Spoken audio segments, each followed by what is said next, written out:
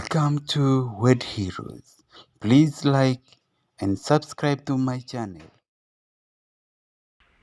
Mr. Howe, Senator Kennedy, my fellow Americans.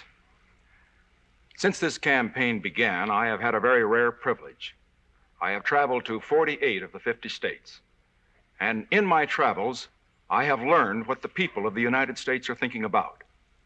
There is one issue that stands out above all the rest, one in which every American is concerned, regardless of what group he may be a member and regardless of where he may live. And that issue, very simply stated, is this: how can we keep the peace, keep it without surrender? How can we extend freedom, extend it without war? Now, in determining how we deal with this issue, we must find the answer to a very important but simple question. Who threatens the peace? Who threatens freedom in the world? There's only one threat to peace and one threat to freedom, that is presented by the international communist movement.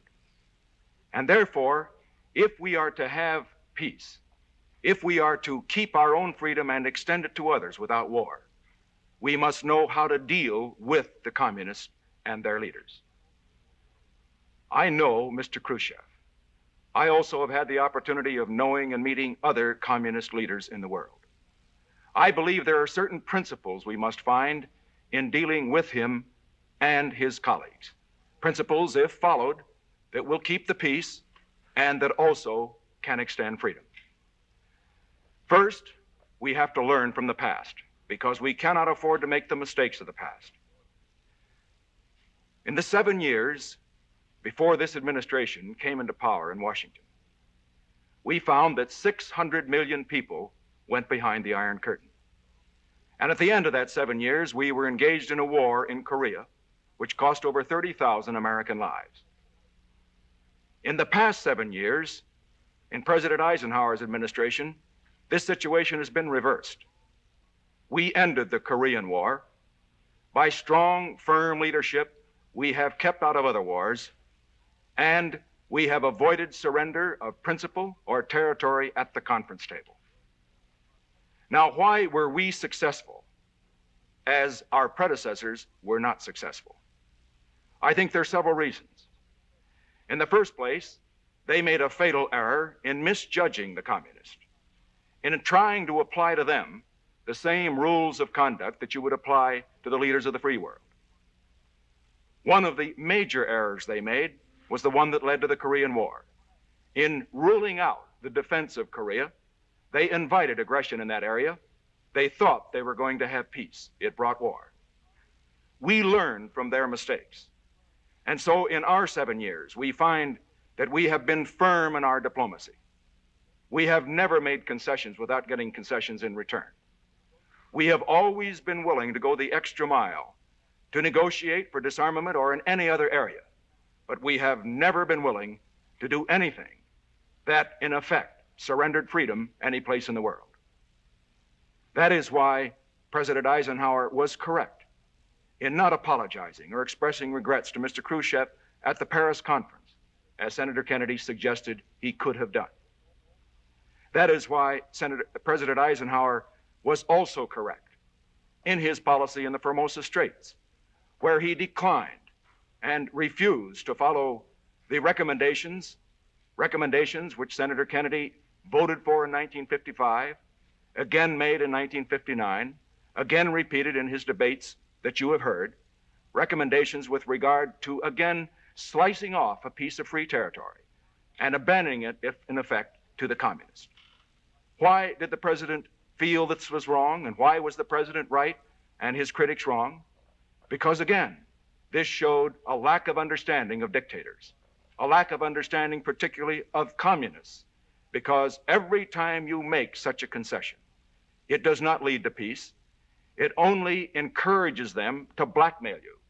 It encourages them to begin a war. And so I say that the record shows that we know how to keep the peace, to keep it without surrender. Let us move now to the future. It is not enough to stand on this record, because we are dealing with the most ruthless, fanatical leaders that the world has ever seen. That is why I say that in this period of the 60s, America must move forward in every area. First of all, although we are today, as Senator Kennedy has admitted, the strongest nation in the world militarily, we must increase our strength. Increase it so that we will always have enough strength that regardless of what our potential opponents have, if they should launch a surprise attack, we will be able to destroy their war-making capability. They must know, in other words, that it is national suicide if they begin anything. We need this kind of strength because we're the guardians of the peace. In addition to military strength, we need to see that the economy of this country continues to grow. It has grown in the past 7 years. It can and will grow even more in the next 4. And the reason that it must grow even more is because we have things to do at home, and also because we are in a race for survival, a race in which it isn't enough to be ahead. It isn't enough simply to be complacent. We have to move ahead in order to stay ahead.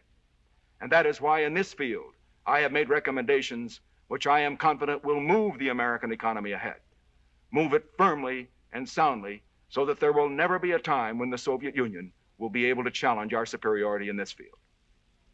And so we need military strength, we need economic strength, we also need the right diplomatic policies. What are they?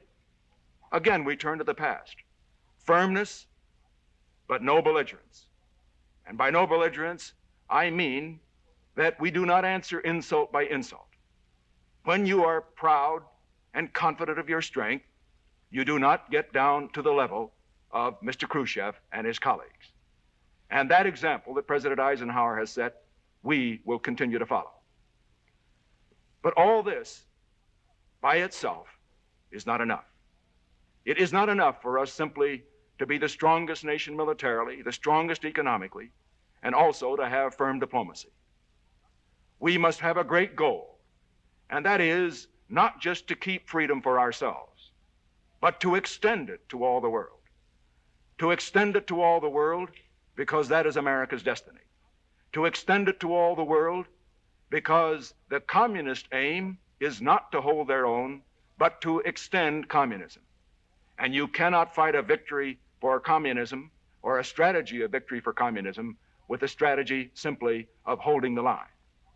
And so I say that we believe that our policies of military strength, of economic strength, of diplomatic firmness, first will keep the peace and keep it without surrender. We also believe that in the great field of ideals, that we can lead America to the victory for freedom, victory in the newly developing countries, victory also in the captive countries, provided we have faith in ourselves and faith in our principles.